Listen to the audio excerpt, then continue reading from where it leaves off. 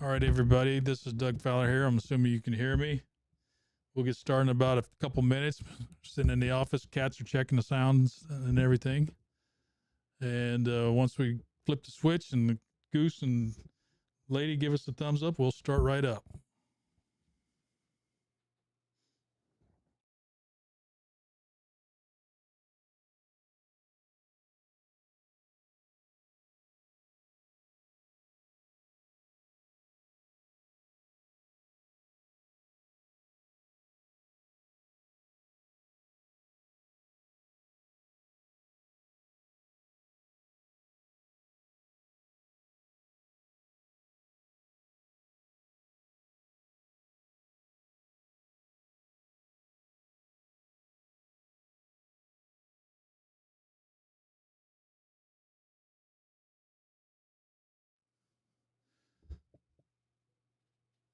All right, everybody. Doug Fowler here, Pulaski Talks, and in the dungeon with my special guest for episode 2 of the Pulaski Talks discussions with Stacy Ball, Pulaski County candidate for sheriff of the Republican Party. I can't get back to that, but welcome back, Stacy. Thank you. I appreciate it, Doug. Thank you for having me here. Couple shout outs real before we get real started to get started and down and dirty.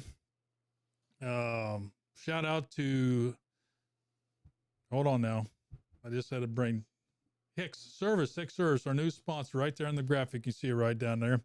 Thank you so much for joining this crazy train, and thanks to all the other sponsors. Prue Laws, our gold sponsor, has been since the beginning and is providing the necessary support we need to keep this little train going. So, if you can't hear us very well, just let us know, and we'll turn up the dial a little bit. So, Stacy, I believe if I got this right, we want to talk about some leadership and what you want to bring to the department if you win the election. That's right.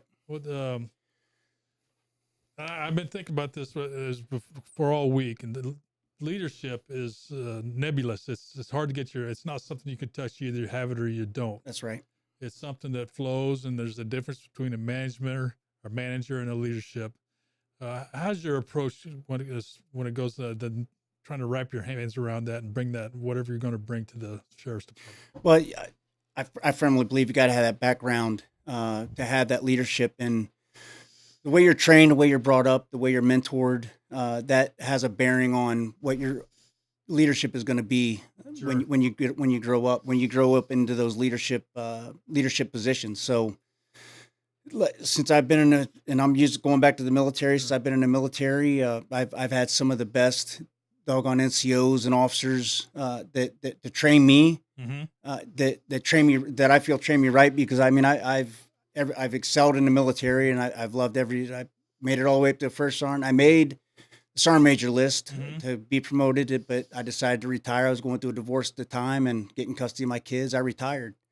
And 20 years, I mean, I needed to find a new profession anyway, especially with my kids, because I couldn't be I didn't want to take them out of Missouri, and they were already here in Waynesville, so I retired. Yeah.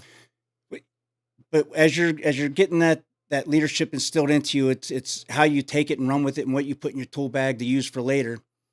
And one thing that I was listening to a podcast, one of my friends, he's a retired Command Sergeant Major, Mark Halliburton, and he did. It's not really a podcast. I'm not sure what he calls it. I'm sorry for forgetting that, Mark, but he talked about leaders. He talks about leadership, but he talked about going back to the basement. As leaders, we strive to get to the top. We strive to get to that penthouse. But how many times, once we're in that penthouse, do we come back down to the basement? A lot of leaders, they don't come back down to the basement. Right. It's too good for them. And when he was talking about that, I was like, man, I listened to a lot of his because he's pretty passionate about what he's saying. So, and knowing him as a leader, I mean, he's got some good credibility behind him for what he's talking about. So, but he was talking about being at the penthouse, leadership, working all the way all the way up, and then you forget about those in the basement. You forget about coming back downstairs, because sometimes leaders, you have to come back downstairs you can't be afraid to mop a floor. You can't be afraid to sweep something up. You can't be afraid to get out there and jump around with your people that you're leading, because all that instills trust. That instills esprit de corps and all that and stuff in your people that you're trying to lead. And they see you doing that, they're going to want to do it even more. They hopefully want to do it even harder. Right. Because I mean, you see, like my first search warrant that I went on, I saw Sheriff Long out there. I'm like, the heck Sheriff Long doing out here? Oh, yeah, you told me. I remember we Yeah. talked about that. So seeing things like that and seeing people come, it's not all about the leader. Mhm. It's about the people that are being led.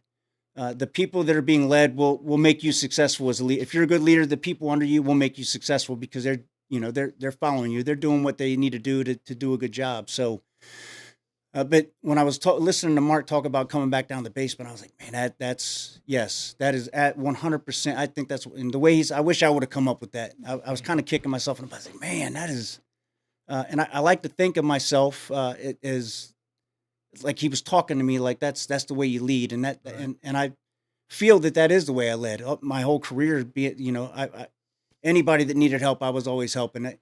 As the first sergeant, I wasn't afraid to get out there with the soldiers and cut grass. I wasn't afraid to get out there so I'd go on patrol with the soldiers. I'd ride around on post when we were working the road on post. I'd ride around with the soldiers on mid shift.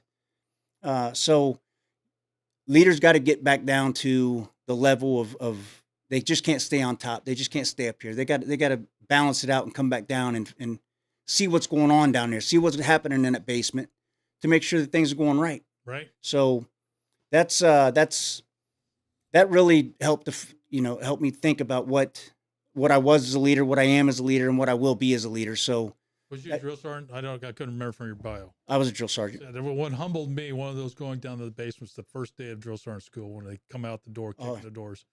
I think I damn near fainted. Yes. I haven't been taught like that for 10 years to get back to what you're going to be treating the privates, and that stuck with me forever. Right. Now, bringing that leadership and the sheriff's department, I'm guessing 30 to 40 people, maybe up to 50, and the diverse set of skill sets. And maybe it's probably almost impossible for the sheriff to be the master of all. Right. Explain how you bring the concept of be, know, do, and take that to when you're out there on patrol with the sheriff's deputy or on a search warrant or on a warrant, or like, if you're not the expert, but you know a little bit or a lot, how you inculcate that into the way you do business. Well, I think the biggest thing is making sure that you have the right people and the right corporals, the right sergeants, the right lieutenants, the right leadership team in position.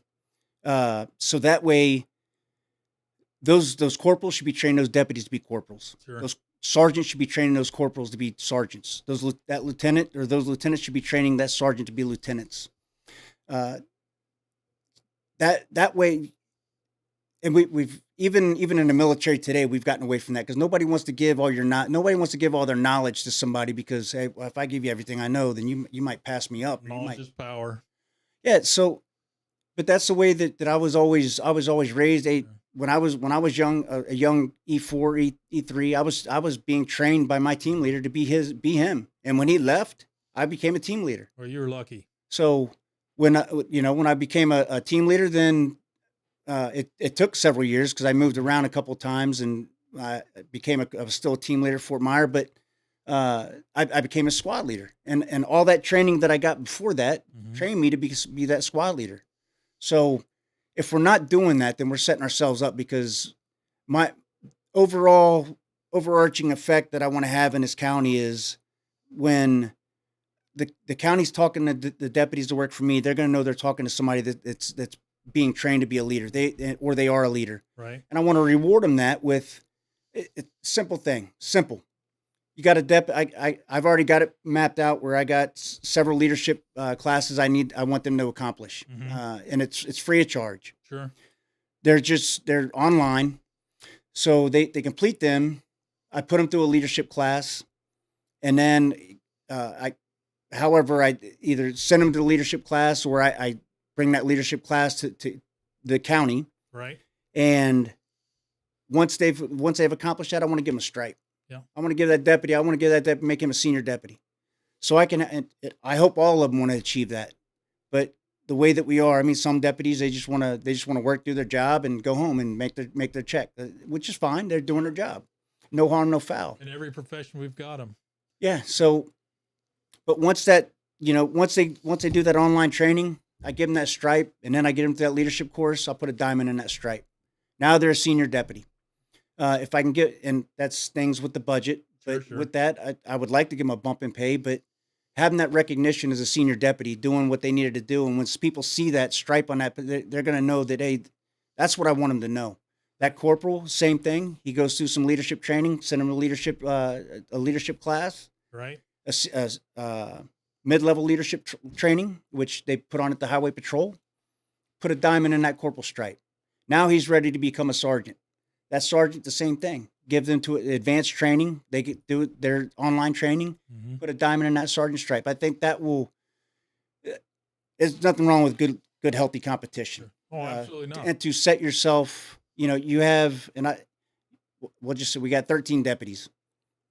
Well, those 13 deputies, instead of having a board for one corporal with 13 deputies that want to vie for that one corporal spot, I got these four deputies that have done what they needed to do to get where I want them to be, right, and have that stripe and that diamond. Now I got these four to select from. They're ready. Right. Them other ones are still working for it, which is fine. Hey, work at your own pace. I'm not telling you, hey, you got to have it done by tomorrow. Sure. It's your own pace.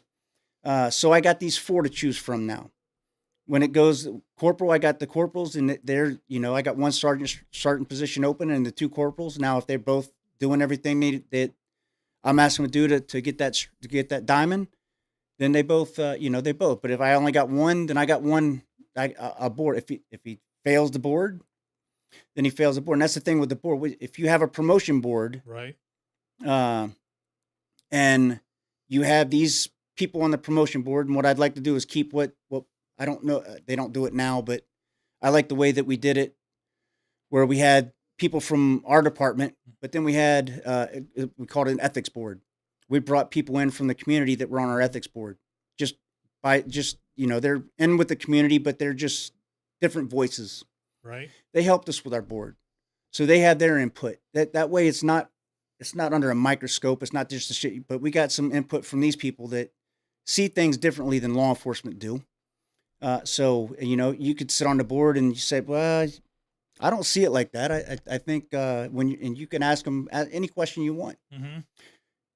So as long as you know the answer, sure. Obviously, but I think having that input from the community and having that for the ethics board for promotions, it could be even for we got derogatory. We got a board discipline board. We should include the ethics committee, ethics board on that as well. We have before. So those are some things I want to try and do to separate, get some healthy competition, get people to start distinguish themselves and start learning to be a leader. Mm-hmm. That'll also help the corporals too. I mean, and the sergeants, because they're ultimately responsible for their deputies. That sergeant's responsible for those corporals. So having them learn leadership and those deputies come up with questions or things like that with them corporals, that they should be able to answer them. They should be able to tell them, hey, if they can't, what do we always do? I'm going to find out for you, right, and I'll get back to you. Right. But in your case, you're taking over. None of the candidates that I'm aware of have experience running that big old jail, the big monster, that big, what do they call it, elephant in the room. Now, how, as not knowing knowing what you don't know and not knowing what you don't know about the jail, but still being in charge of the department and still trying to bring a leadership push, or instill your leadership onto the organization. How do you do that when you may not be the expert at all things? I guess that's what I'm trying to. Nobody's been a jail worked a jail that I can find out anyway. And not like this, not as complex operation did, but how do you blend management skills, technical be no do, and still be the leader that jailhouse needs, the jailhouse employees? Well, it's the same principle as far as leadership. I mean, I got to have the right person as that jail administrator. That jail administrator is the sheriff is ultimately responsible for the jail. Sure. I leave the jail administrator. That jail administrator is the one that's training his corporals and sergeants, and they're the ones training their corrections officers. Mm-hmm. So the first thing is getting a daggone jail SOP, tax op or an FTO for the jail updated and an operation to where that, it's not always memos that they're, hey, we're going to do this now. Hey, well, it's not in where's the written guidance? Well, this is the written guidance now. That supersedes that. Well, if you haven't had the last, and this is just me, but the last jail SOP that I saw was signed by Ron Long. I don't know if they have a new one or not, but that's a long time ago. It is a long time ago. And things that we went from an old jail to the new jail. Again, I don't know but I am working on a jail SOP right now. Okay. And I have people helping me from other jail administrators that are helping me. There's things that I can't answer right now because I don't know the operation of that jail. So that jail SOP doesn't have to be written in stone as soon as, on 1 January 25, but it's going to be 90% there. Well, it's just, from your level, it's a strategic document at this point. Yes. There's the 5,000 meters or 5,000 feet. Once you get down to the 5 and 10 meter target, you're going to have boots on the ground then. Right. See that I've got, and I think I showed you my last time, my FTO evaluation program. I've got that drafted. It's 16 weeks, but in those 16 weeks, the new hires, the new deputies that are coming in, 2 weeks are going to be down in the jail. Here's the problem with the jail too is deputies come down there to the jail or whoever they're bringing somebody in. They don't understand what them jailers are going through. They haven't worked the jail. We don't run our jail. We don't run our FTO program like that where we start off in the jail. No cross training and then work your way to the road. No. Oh, wow. So that's something I want to integrate, and it should, because I want the deputies to work a full day shift, a full week of days, a full week of swings, mids, and then they'll pick up their FTO where they left off for the road. I gotcha. So that way they know they know what to expect down there. They know what the jailers, the corrections officers are going through down there, and how hard the daggone job is, because it is not an easy job by any means whatsoever. I don't care who you. It could be easy. It could be easy if you make it easy. Sure. But we have, when you're bragging about I have most hands on of any corrections officer in the facility, you're doing something wrong, I think. Right. Yeah, that's not bragging right. That jailer, that corrections officer is no longer there, but that was directly said to me by the corrections officer, and I said, "Well, you're not doing something right, then, are you?" Yeah. He just looked at it like, "Well, you're not." So I know a couple of corrections officers have went to Miller County. They run it, and that's a great thing, because that's where I'm heading to, is getting corrections officer training program like Miller County. It's spread out, right? But still, the corrections officers that I've talked to that have went through that from Phelps County, they've thoroughly enjoyed it. I mean, it was great information, great. I mean, they know their stuff. In Miller County, they've been doing that for a while. So, and it's good to have like Phelps County and Miller County, and having those contacts to be able to talk to and refer to, because I've been doing a lot of talking with Sheriff up there in Phelps, and he's given me a lot of good ideas, and because what's been successful for him, our jails are pretty similar, right? So, getting that kind of input from someone else that's been doing that and been successful doing it. They make millions of dollars off that jail.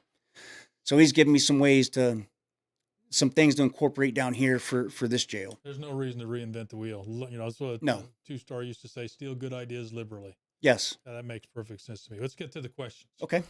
They're hard ones. Oh man! Yeah, I know. We'll talk about you actually tied into this very well, and I was going to ask you about the SOP. Are those things will be open to the public? Are they open to the public, or are they more restricted? Because that's just a general question. I don't know. If there's anything that we feel that should be redacted as far as safety for our officers, then it'll be blacked out. Okay. But I want to put them on. The public needs to know what we're doing. They need to know how we're trained. So the jail SOP, FTO, probably not. So I don't want a lot of people that are going to probably be in there to know exactly how we operate. Sure. I was just like, so plan on page 7 that tells them Yeah, exactly. But I can say for this department overall, for the public, knowledge how the department operates, a general knowledge, and of course tabs A through C are restricted due to Yes. whatever reason. So they should see how they're the taxpayers. They should see what their taxpayer money is going to as far as the training that we're putting them through and how and that also gives a level of transparency as far as I believe we spoke about it last time about trying to save money on our insurance. Mm-hmm.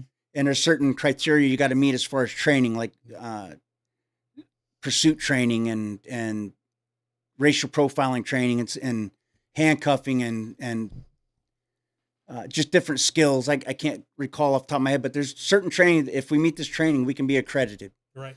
Ralas went through that. They're an accredited. But if we can get accredited, they come in, they look at our records, whatever, just like a hospital, biannually or annually. And when they ask for somebody, hey, here you go. Here's Sheriff Ball. Here's so and so. So, and they check them records out. The records on, then that helps us, and that saves us. Sure. I can't tell you how much money, but it is a way to save money on our insurance, especially our liability. That sounds like the right thing to do anyway. Yes. Make sure and measure and outcomes that the circle of efficiency and effectiveness to see how well things are doing. Well, did you get certified or accredited? And the program is working. If not, we got to tweak a couple. And there is also it's an academia program. It costs money. Sure. But they'll come in and they'll write your SOP for you. They'll write your FTO program. They'll write your jail SOP. They'll write your policy letters. They'll write everything for you, and then they update it. When it, like Missouri, they have all kinds of people up here or up there in that office. So when Missouri changes one of their policies, something like that will affect our policy or our the way we operate. Sure. Then they will make that change, and I'll send you the change.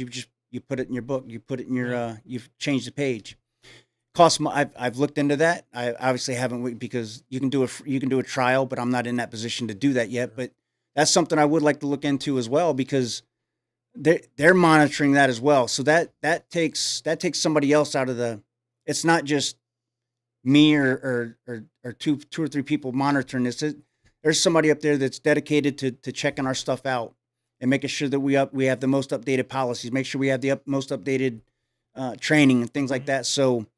And they do it all over the United States, so it frees up manpower to do does. The stuff we should it's just be doing. Money, and that's something that we got to look at once it comes that time. Well, if we can get that sales tax money, it'll be next time.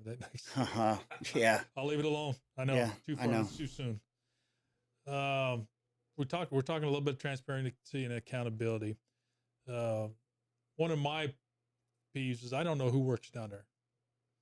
And is there anything that you are aware of that would keep the sheriff's department from having a photo and name and not even a biography of who works down there? On the website? Yeah. The website, I think I said last time, I think that website needs to be revamped a lot. There's just things that I would like to add. Sure. Yeah, I mean, it works for now, but I want to push it more into, the present. Sure. So, I mean, I look at a lot of law enforcement web pages, and I'm like, man, that's I have too, and they're doing some yes stuff. They have a lot of good information where if you have a question, I mean, instead of making that phone call, you could hopefully look online and find your answer. But we can do that. There are probably certain individuals that we wouldn't want to put on there if they're working for and all that stuff. Yeah. So, but yeah, right now I think it's just the sheriff. So there's what their positions are and there would be no reason to not be able to do that. It's kind of like getting to know who works with you and who's our deputy driving around. Oh, that's Deputy Doug or Deputy Stacy, Or it could be something simple as a tree diagram, right, like exactly. The sheriff and then org chart. Yeah, right. That'd be great. I'm glad you're looking at that. Community engagement. I think we touched on a little bit, but we're talking about the leadership and setting the example for the other deputies. How would you try to implement community engagement along with being the leader, demonstrating or serving as the example for community engagement? Communicate. Well, it falls in a little bit of transparency too, but town hall meetings. Sure. I want to have those town hall meetings and I want to put them online as well. So if they can't get to the meeting, some folks don't want to drive at night, can't drive at night, or just don't want to leave. Maybe the weather's bad or something like that. Sure. That with representatives from the sheriff's department, representatives, my invited representative, if I invite, it could be like Representative Hardwick or Don Mayhew, or it could be one of the commissioners that just to come down and speak for 5-10 minutes about something just to educate the population on the citizens of the county on and it could be drugs too. I think that will be a big thing is getting a subject matter expert down there to talk about drugs. Like I talked about last time, like the Angel Moms, getting them to talk about what they've had to go through, so that maybe a parent's listening, watching, will pay more attention to what's going on with their children, because it starts with education. And we need to do a good job in the sheriff's office to educate the population, the citizens of this county of what we're doing. Sure. What we're, I've seen posts about, maybe, I know I've seen it for the sheriff, 2 deputies out at Wendy's eating, that's our taxpayer. What they don't know, that's probably the only time they've had to eat. That's the first chance they had to eat. And if they get a call, that food's probably staying on the table. Yeah. And hopefully Wendy's will pick that up and put it back for them. Most of the time they do, and they know. And I've heard like the fire department's all at Price Cutter shopping. That's good waste of tax dollars. What? They're working at 24 or whatever, so they're buying food so they can eat there. And that's what they do. They're not buy food. If they get a call, they're gone. Right. But I mean, people just off the cuff start saying stuff on Facebook, and it's not fair to us, because that might be the only chance they get to eat for their whole shift. I think it ties right in with your community engagement and education of the public with the transparency. This is what's expected. And this is what our deputies are doing, our officers are doing. So if you see them, this is what's going on. Right.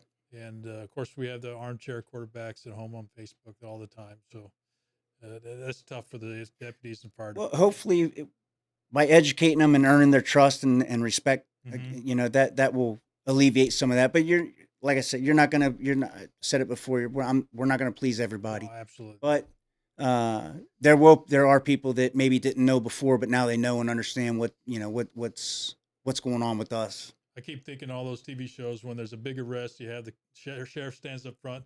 He's got a line of the officers, engaging with the public at the same time. And the sheriff may not know everything all the time, but he knows his team, what they can and cannot do, and especially putting them, sometimes exposing them to the media. Right.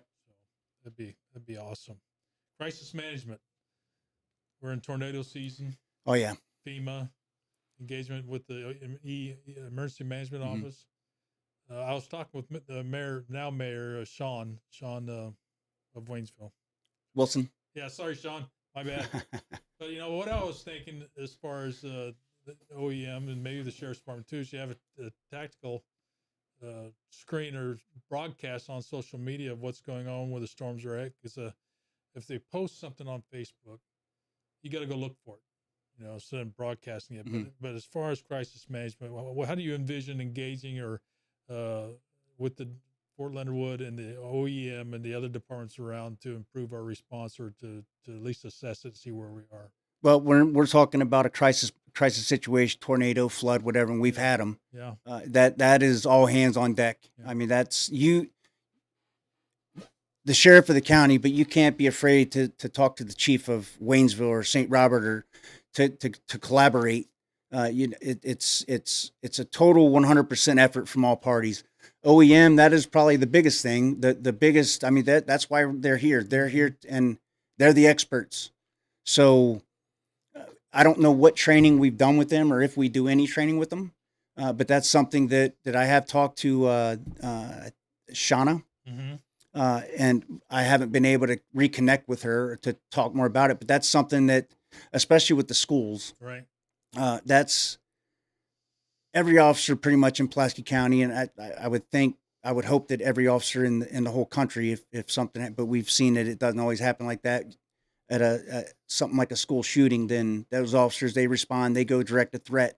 whether it's an SRO already in the school or when that officers arrive. So, but that's mass chaos. Now we're talking hundreds of parents trying to come to the school. Waynesville High School, one way in, one way. I mean, that's well, I don't even want to talk about that. Yeah, That's just a bad situation, ready to just explode even further. Yeah. But that's the way it's set up, and the school admin, they're working on a plan for that. I know, so I mean that's good because it's been like that for a while.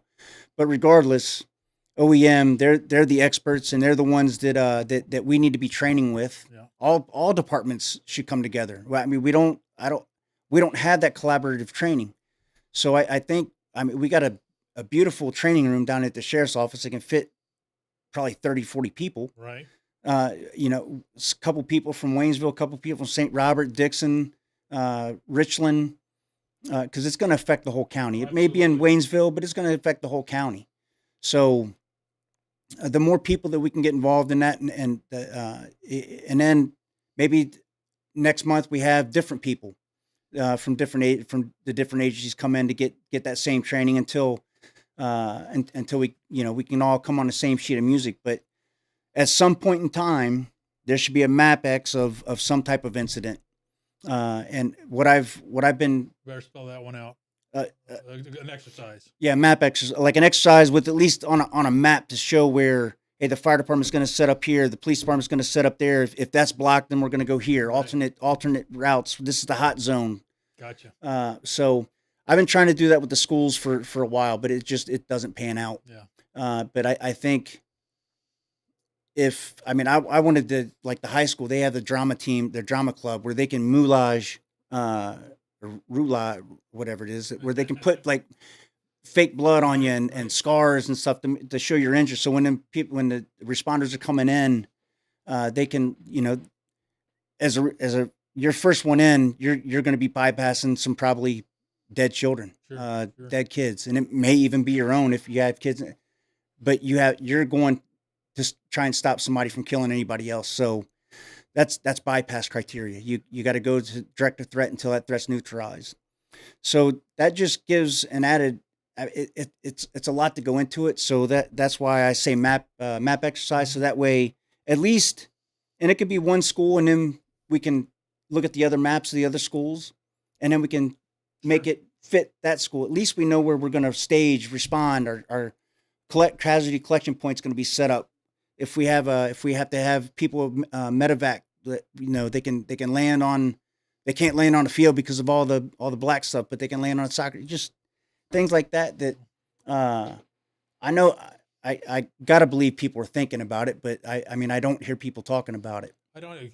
That's the reason I brought it up, because Fort Leonard Wood, God bless them, but we have mass cal exercises at least once a year, twice a year, involving everybody.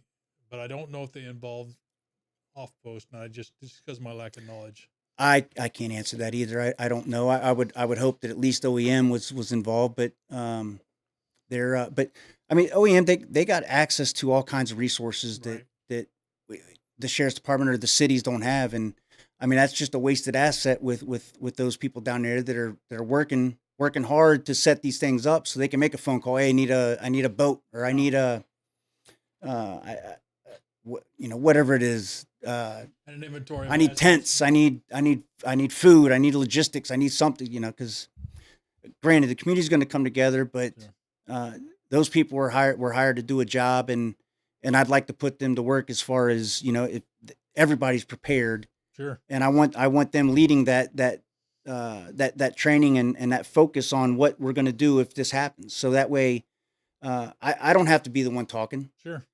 They're the experts. Yeah, I have a background in Homeland Security and emergency management, but I mean that's when you're talking the real thing versus in college class. I mean I worked the last major flood we had. Yeah. It was all hands on deck, and it was horrible. I mean we lost a lot of buildings, a lot of infrastructure, and it was devastating. Yeah, the reason I bring it up is I'm sure that the whole entire county is be looking at the next sheriff to help, may not lead it because that's not his or her role, but at least support OEM by at least knowing what the capabilities and capacity of the sheriff's department is. But yeah, I mean, the sheriff is ultimately responsible for the county.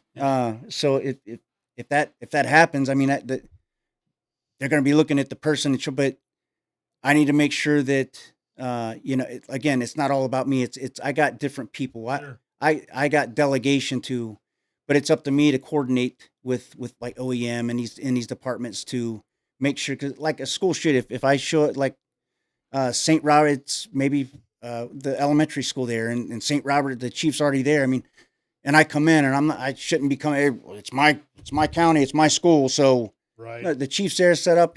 And then we work together, and we it's not a thingamajig slinging contest. Sure. We work together. That's why the people elect us. Part of the process being rehearsed. Yes. And everybody know the role before they show up. If something happens, you got to help it doesn't, or hope it doesn't. Everybody would be aware that plan, just like your tax opera SOP, it's already been rehearsed, and everybody has working knowledge of it, at least a tacit knowledge of it. Yes. Employee development. I think this is one of your favorite topics. Developing those that need to replace you when you're gone. Yes. Now, as the leader of the sheriff's department, turn my mic up. Okay, Dewey. Thank you, sir. This thing sinks down on me because my hat looks so awesome. There we go. Employee development. And I think we touched on this last time, but how would you envelop the entire workforce of the sheriff's department as its leader to include not only the deputies and law enforcement personnel, but the support personnel into professional development and such like that? Well, I think the biggest thing with that would, and I've talked about this, is there needs to be some type of developmental counseling. Yeah. There needs to be something where there needs to be feedback between the leader and the subordinate where, hey, these are your sustains, these are your improves. We're gonna do some corrective training on your improves. And I want you to keep going keep doing what you're doing with these, and we're like your report writing. I'm gonna help you. I'm gonna sit down. We're gonna do a report, or your next report you do. I'm gonna sit down with you and we're gonna type it. Things like that, because that if you get no feedback, you think you're doing things right, but Sure. You're then hey man, this is the third report you've done that's screwed up or what. Well, nobody's told me that before. What I told you last week. Well, do a developmental counseling and do some retraining on that, because that everybody deserves to know what they're doing, their strengths or weaknesses and what they're doing. Nobody's perfect. Sure. So I believe instituting some type of developmental counseling aspect towards that will, and give that subordinate feedback from the leader. And granted, it takes a little time. Sure. It's not a cookie cutter. You're not giving the same person the same counsel. It's the same developmental counseling, but all kinds of departments do it. There's no reason why we can't do it. I mean, I did it for 20 years. Sure. And it's not difficult, but you do need to know how to talk to people. You need to know how to, and that helps the leader and the subordinate develop that communication and develop that esprit de corps and that cohesion. This guy cares about what I'm doing. I mean, and he knows and you know where he stands. Right. Yeah. So hey, if you want to, I know you're doing these trainings, right? You're working on this, but if you do this and this, that's going to enhance you even more.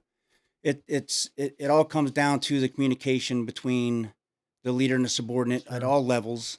To include the support staff. Yeah. I mean, our dispatchers, they have somebody in charge of them. They have a corporal in charge of them, and then the office staff. They all deserve that feedback, because if something goes wrong, and somebody messes up and they come, hey sheriff, we need to fire this guy. What do you do? You just can't write a daggone report. I'm like, you counsel him, you write him up. Well, give me something. Yeah. We got to have some type of paper trail. You just, granted, I could take a commission if I want it, if I have to, but I'm a firm. If you haven't done anything illegal, unethical, or immoral, you could be retrained. Sure. But we do got to watch out for the bad apples, as we've seen bad apples destroy our law enforcement community we just a few years ago, where we had riots all over the place. Yes.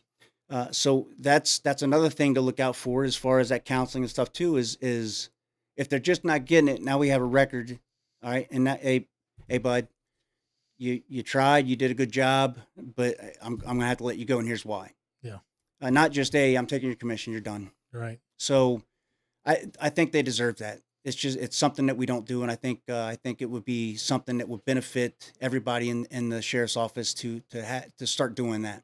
Now, just from my firsthand experience in a different world, I'm not supposed to say where that world is, but they're not part of a bargaining unit or union or anything like that, where it may delay something like that. Entity might delay implementing something like what you're talking about. Well, we have the Fraternal Order of Police. Okay. And we do have a lawyer that will work for us. Okay. If we it's extra pay, we pay into it. Sure. But yeah, and that's where something else comes.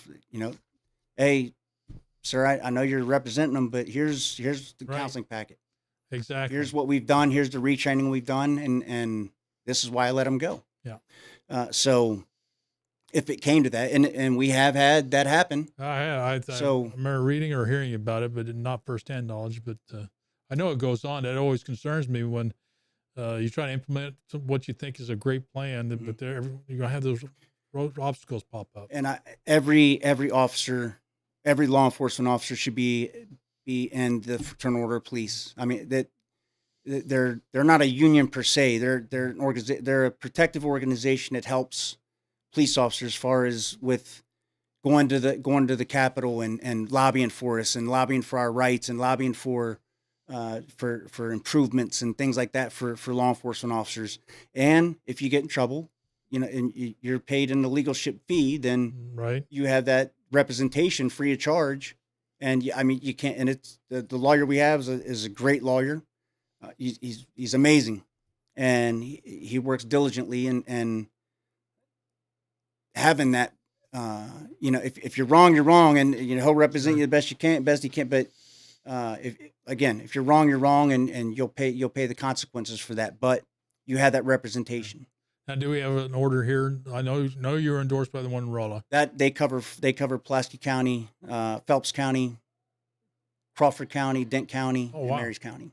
I did not know that. I feel I'm sitting educated. They're just centrally located in Phelps County. Gotcha. Collaboration. Now, I think one thing you do bring to the table is you working knowledge of the other agencies and how they work, especially Rolla and Phelps. And as sheriff, would you share that knowledge and working how-to with your deputies as the leader of the organization? I think last time I talked about my battle board. Yeah. My battle board. What I would like to do and is collaborate with the other sheriffs in the other counties, because all the counties that border us, I want to work together with them. I want to, if I have a part of my county that's saturated with drugs, no county's got enough people. Oh, sure. But we can afford to give up a couple people here and there to saturate one area, to try and get that intelligence, to try and get those stops, to try and get that information to build a case or find out what exactly is going on in that area. And as they come to this county and work, they're under my commission. Sure. If my deputies go to Phelps County, they're under the sheriff's commission. So there's no crossing lines. There's nothing wrong with that. They're covered. Sure. But I feel that, and we haven't done that, and I feel that's another way that we can get more robust, be more proactive, because right now we're reactive. I want to until we start getting the information from the people in this county and working it. We're always going to be reactive, and reactive is never done. It's no county that works reactive is any just good. Can't keep up. So having that working relationship with these other counties, number one, it helps us, because when something happens here, those other counties might respond, but they know our deputies and they know how we operate and how we work. And the same thing if we got to respond to Phelps County or Marys County or something like that, we know how they operate, we know how they work, and we know the sheriff. So that's how I want to incorporate and talk to, because we're going to have a new sheriff in Marys County. We're going to have a new sheriff in Cleed County. We're going to have a new sheriff in Camden County. It's not like we have fences up between boards of the county. No, absolutely not. And the thing about it is all that traffic, all them drugs, all that stuff, They come from our county, they go to their county. Yeah. So they're crossing county lines like crazy. It just seems like they all set up shop in Pulaski County. Yeah, I can empathize with that. Okay, we got some comments coming up. We'll get to the question Q&A portion if I could get my tongue untied at the conclusion of my questions, because I'm better than everybody else and I wrote so hard and put these together. Conflict resolution, digital age, dealing with the public, armchair quarterbacks, questioning everything you do. You sneeze, you're at Walmart, you took the company car, you got deputies down at Price Cutter eating lunch.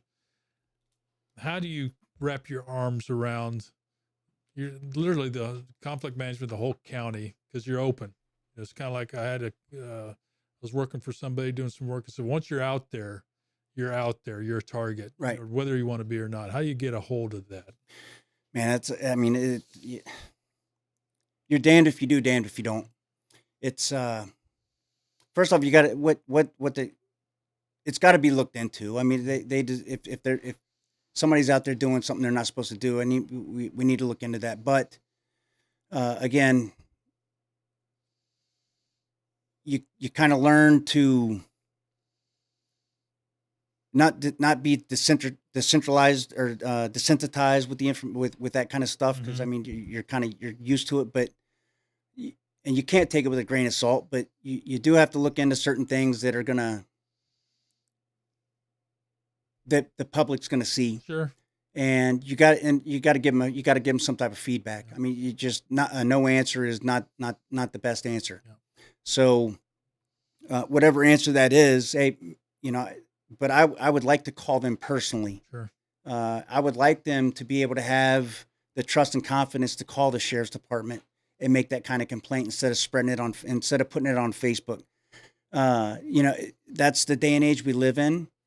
Before and when we had just had the rotary phones and right. I mean, it was your kids over here screwing up. Can you take care of them? Yeah, I got them. Now it's just as soon as something happens, and I mean it happens a lot. That's the school. Yeah. I mean it happens a lot with the school where the people just go on there and blast it out, but they haven't called nobody. They haven't said nothing to nobody. They haven't told nobody, reported it. So if once I build that trust and respect up with the community, hey, you can call the sheriff's office if there's a problem. I want to fix it. I mean, that's my job. Sure. But if we're blasting on Facebook and I mean,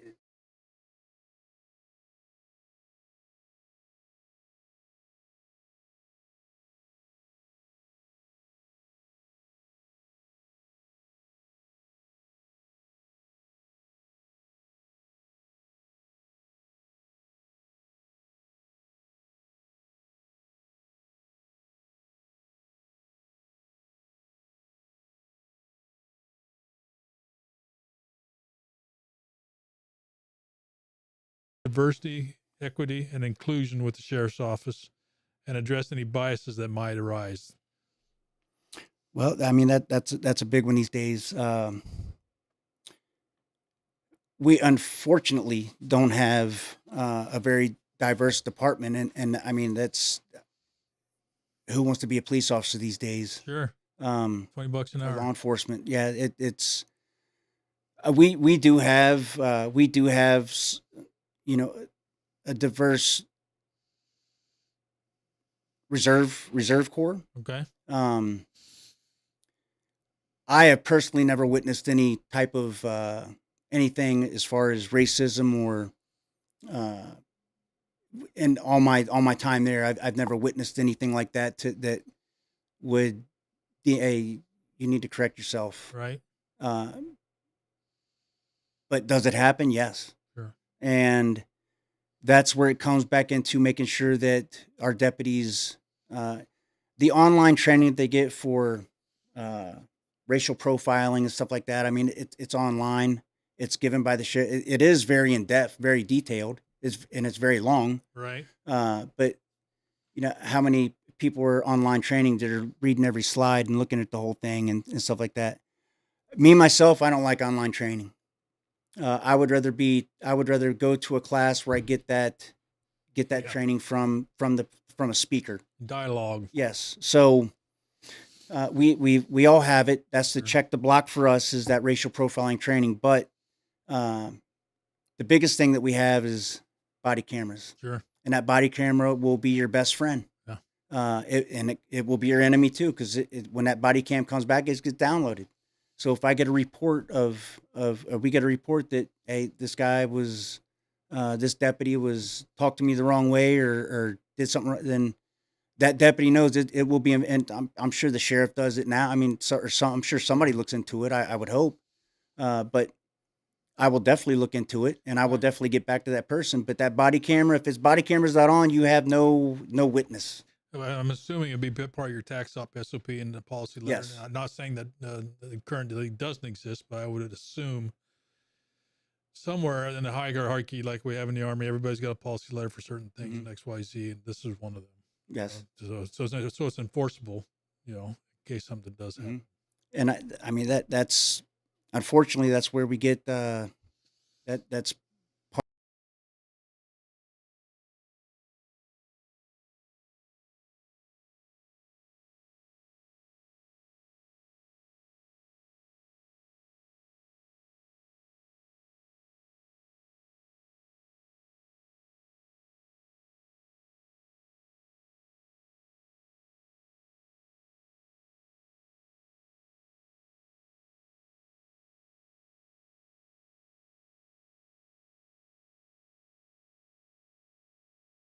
and they can trust me. Yeah. So My TV went dead. Oh, we're still there. Okay. and that's I mean, that's part of the process, but the thing that my deputies need to know is I got their back. Right. Unethical, illegal, or immoral. If it's not that, then I got their back. We can retrain from that. We can recover from that. And I mean, I've never been accused of not having anybody's back, especially my time in the military, my time is on the sheriff's department. I mean, if you're wrong, I'll tell you you're wrong. If you do a good job, I'll tell you do a good job. So they deserve that. Yeah. If they got an issue in a department, they know they can come to me, and I'll fix it. Or they can come to they should, the chain of command is what Sure. they're going to use, the corporal, the sergeant, the lieutenant. And if they can't fix it and it comes to me, then there's, maybe I need to look at my leadership. Sure. Or it's something that's just beyond them, and they bring it to that. I mean, that's different avenue, but that's why I got to depend on my leadership. I got to depend on my leadership team to make sure that they're competent and confident to take care of their people that are below them. Sure. And get them that training to make sure that they're comfortable with doing that. So awesome. Thank you so much. All right, Steve, you're up first. What would you do what would you bring back that Sheriff Long had in place that is no longer being utilized? You guys know more about it than I do, but I know, like, what I understand, Sheriff Long had some great things in place that maybe they're not being continued presently. He did, and the biggest thing, and I've already talked about the biggest thing that and I love when he had was the town hall meetings. Right. I mean, that just opens up the collaboration between the citizens and the sheriff's office, and they can voice their concerns directly right there.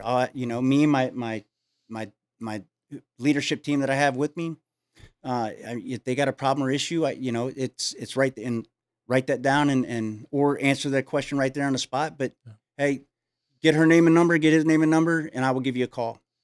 It's online. They report it online if I'm when I'm having her online, things like that. So that's the biggest thing I feel that will help get the message out to what we're doing in the sheriff's department. Giving them those stats, right? Giving hey, here's how many calls for service we had. Here's how many drug calls we had. Here's how many overdoses we had for the month. Here's how many and not to give them information on the case. Sure. I mean, they don't need to know that, but here's what we're doing as far as this and this and this. So I believe that will facilitate a lot of the frustration the public has with the way things have been handled. There's too many technological solutions to implement something exactly what you're talking about. Yep. And it's really easy. Whether it be you sitting in your office, engaging Facebook, like just sitting there instead of having just chat with the sheriff, got 5 minutes of your day, whatever, or every morning 5 minutes with the crowd. The other the education, the drug education. I mean, we have Steve Daggone. I mean, the Pulaski County Drug Coalition. So we have people in this county that want to put that information out and want to engage with not only parents but people themselves. Right. They may be at the school and I need information on heroin, or I need on ecstasy or something. I think my son. Well, we have that information. Sure. We have no place to put it, but I mean, Steve is a great reference point. Hey, Sure. I know somebody that can give you that information. So maybe, and I think I've talked to Steve, someplace in that sheriff's office where we can put that information for people to come into the sheriff's office and get. Mm-hmm. Have people that have that knowledge and that empathy for, just because, it may be an addict comes in. I want information. I want to know how to get help or something. We have those people that, and I have that background to know where I can send these people. Sure. To get help. Yeah. And not looking at them as like, you're a piece of crap addict, man. I don't care about you. Get out of my jail, get out of my office. They don't deserve that. If they're there to get help. Yeah, especially what they're asking for help. Yeah, they're there to get that education, and especially parents, because again, we got to get parents to educate at home about drugs and narcotics and all these stupid apps that they can use to buy, like Snapchat. They send little emojis, and like 3 emojis. I want a gram of cocaine, $20. Wow. I mean, on my website at Freedom Elementary, I have that snap emoji really sheet on there for parents. So it's nothing new, but parents they don't know about it. No. All these different vapes. I give a vape class where they have a vape that looks exactly like a marijuana or nicotine inhaler. Wow. Exactly like inhaler. It looks exactly like a highlighter, but you pull the end off and it's a vape. Looks exactly like a highlighter. It works exactly like a highlighter. It looks just like school supplies. How can you compete against that? The peer pressure, and sometimes I'll just leave it then. But I think I brought it up to Ron or one of my JB. The sad part is, with all the intelligence capabilities in our military and our government, we know exactly where this stuff is coming from. Oh, you buy it right there on Amazon. Right on Amazon, and nothing's being done on that area. A lot of the pictures I got for the class were right off the website from retails that that are selling it. So that's a hard thing for parents to compete with. Well, look at the teachers. The teachers got to try and one of my biggest concerns, and this is just my opinion, don't shoot the messenger, it's just me, is that too often times it seems like we delegate responsibility for our child rearing to some other party, and don't blame the teachers. Teachers are there to teach, but not to be parents, but they're competing, the parents and the teachers. Right, 100%. I mean, sometimes some of the kids have better rapport with the teachers than the parents. So exactly. It's sad, but I will always stick to parents need to educate their kids. I mean, everybody my kids are grown and gone from Waynesville, so they're doing great things out there in Pennsylvania, Maryland, and that's all you can ask for as a parent, that your kids grow up and do good. Yeah. Be a good citizen and abide the law and make your money. Make a positive contribution. Right. All right, going to Darren Brashear, taking your military time off of the table. How many years of civilian law experience do you have, and what leadership roles have you held during those years? I have a little over 12 years law enforcement experience during that time, but I was an SRO for 4 years. I was a narcotics task force officer for 4 years, and then I went back to the school to work for while I was running for sheriff. Right. And I work at Phelps County as Raleigh area drug enforcement on the drug task force up there. So leadership during that period of time, I've been a detective, and no, I wasn't in charge, but I've done a lot of cases. I've done a lot of search warrants. I've written a lot of hundreds. I mean, I can't even tell you how many. It's my flash drive is full. Uh, but during that time, especially drug enforcement, yeah, you're working alone. You're working as a team, but that's you're out there making your case. You're out there doing things to make that case, because working on a drug task force, you can get lazy real quick.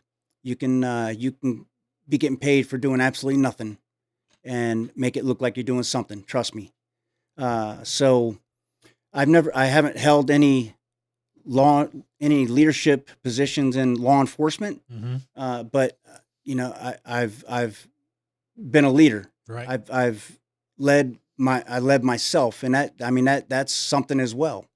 As far as the SRO, yeah, I'm in the school, but during the time of my school, especially at Waynesville High School, and I got a lot of people to back me up. I worked my butt off for the Pulaski County Sheriff's Office. I was doing reserve hours in and out of school over the summer breaks. Before we had our contract changed, we were off June, July, or end of June, all of July, and middle of August. I did nothing but work for the sheriff's office as a detective down there with my partner Butler. So it wasn't just because I was a school resource officer. I wasn't doing nothing. I worked for hundreds of hours over those 4 years for Pulaski County, and that's I mean, I can't tell you how many hours, but it was a lot. And I went through the full Ron Long FTO program. Okay. A couple of things got fast tracked because I had that background, but I went through 12, 14 weeks of the entire program. One of the few reserves that have done that. Okay. That work there now, and Linda Burgess, she'll tell you. I mean, that's. I would come in on my days off, help deputies need a day off, or the lieutenant at the time, Legan, would call me. Hey, can you come in and work from midnight to 6 in the morning? Yeah, I can come in, and then go to work.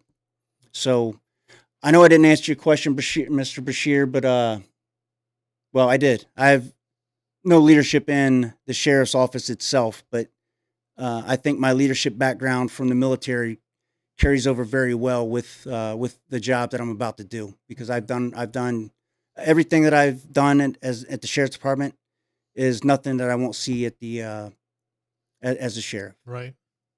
Great. Thank you. Resh, you got me. Microphone. Got it. Cody Tyler, thank you so much for your comment.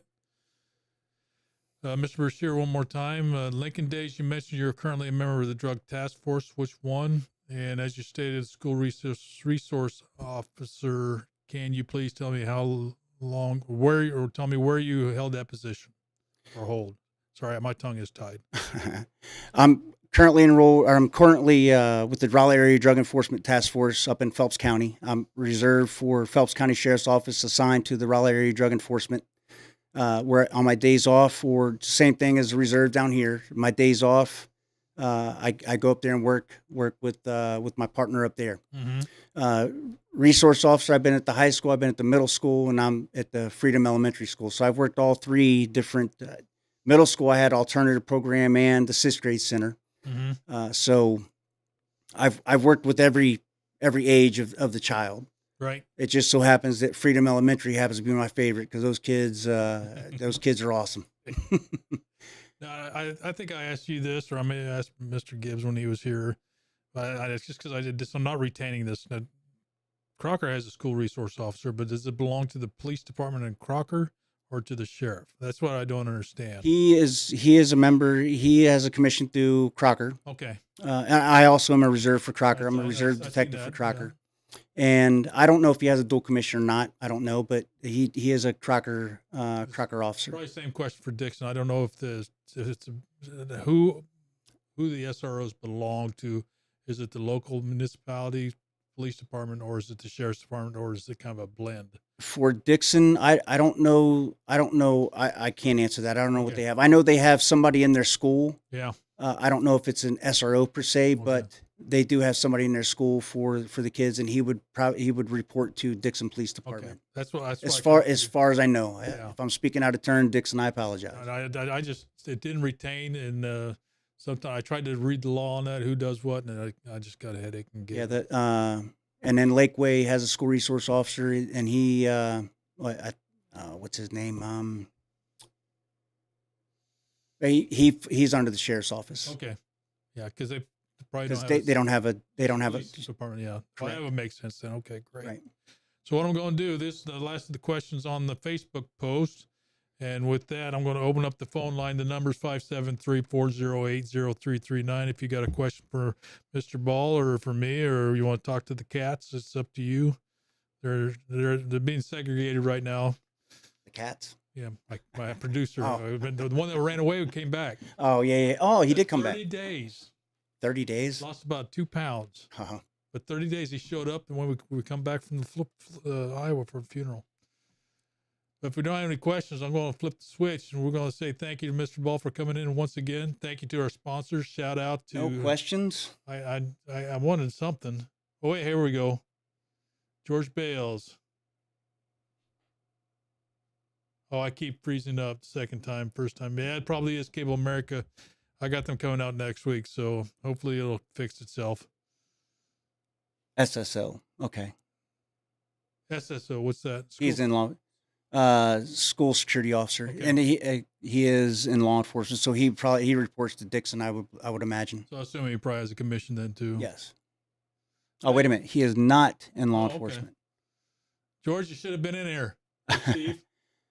But he would still report to Dixon, call Dixon for any issues. Help, yeah. And then if I would imagine if it's a county issue, if they live in county, because we do have people that go to Dixon, kids that go to Dixon live in county, they Right. call the sheriff's office. I would imagine. I don't know, or let Yeah. Dixon go direct. Well, at least we got good, what's it called? Closed caption. Mr. Bashir has a question. You have a question. You going to call or you going to type? Your fingers, your voice. It's up to you, buddy. I'll make sure I got the phone turned up if you're going to call.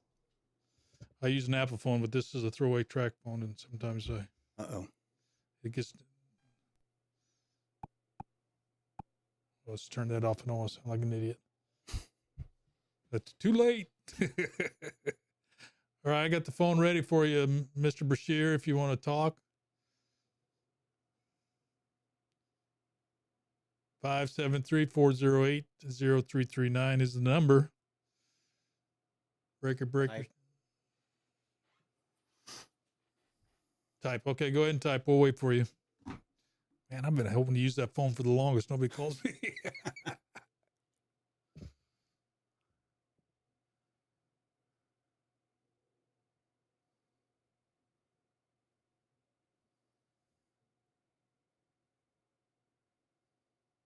Well, we're waiting for the typing to come up.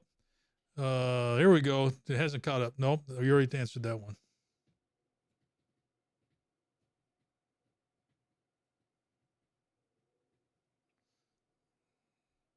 I made it a little bit behind. I got there.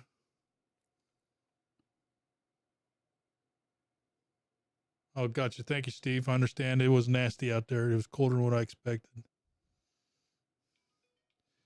There we go. We gotta use the phone. You there?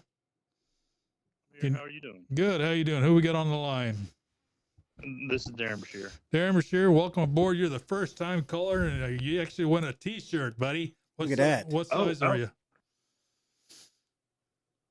Oh, it's outstanding. What size are you? Large. I got one sitting beside you. Send me a message with your address, and I'll mail it to you. Outstanding. Hey, so real quick, I've heard about transparency with all the candidates. Just out of curiosity, I was wondering if you'd be able to basically give your credentials, your training, and all the information that the other candidates have given out and post it, or however you want to do it to the people so they can look at it and that way there's transparency. Well, yeah, Mr. Bashir, I have my website www.ballforsheriff2024.com, all spelled out. And I also have my Facebook page. Facebook page is Ball for Sheriff 2024. If you search Facebook, where I've posted a lot of things on there. But my Facebook page also has what I posted on Facebook. It also has what I posted. It's on my website under a tab called. That's not on there. It's on blogs. I got I think 3 blogs where I've also put my posts on there as well, just in order. So all my information is and I've had that Facebook page up since I've been running January 2023, and I've added to it, and I put these sessions that I have with Doug for Pulaski Talks on there. The last one is on there on the main page when you open it up, but my information's out there, my credentials are out there, what I've done. So I mean, it's everything is out there. Outstanding. Okay. Well, that's pretty much all I got. Did I need? You want me to? Did I mess that? I didn't mess that email or not the email, but the website. You got that website? We'll put it in the comments here. Yep. Okay. Yeah, so we'll just post in the comments there, and so everybody can see it and everybody can share and be edified. Outstanding. I appreciate it. But send me a PM on your or DM or whatever they call it, so about your address, so I can get you a T-shirt. Congratulations, Darren. Thank you for the question. Yep, too easy. With that, no more questions. It's running around right close to 7 o'clock. 7:08. We're making pretty good time. You got anything else you want to tell? What maybe somebody doesn't know about you, or you'd like them to know? Well, I got another podcast coming up with you here next month, but we do. Yep. So I'm putting my information out. I'm going to keep putting it out. My plans, what I want to do for this county. So I mean, just pay attention to my page. Pay attention to my Facebook page, my website. It's out there. I announced January 12th to 13th of 2023. So I've been out and about, and I will be out and about even more coming up these next several months, putting out my yard signs and stuff like that. So if anybody wants a yard sign, you can PM me your address if I don't already have it, and then I'll get that yard sign out to you as well. Wonderful. Thank you so much. I appreciate you being here once again. I look forward to the next meeting and discussion we have, and get some more callers on next time. Maybe I'll have to buy some more T-shirts. With that, and we're going to transition to the credits, and thanks everybody for dialing in and tuning in. Stacy, again, thank you. Thank you.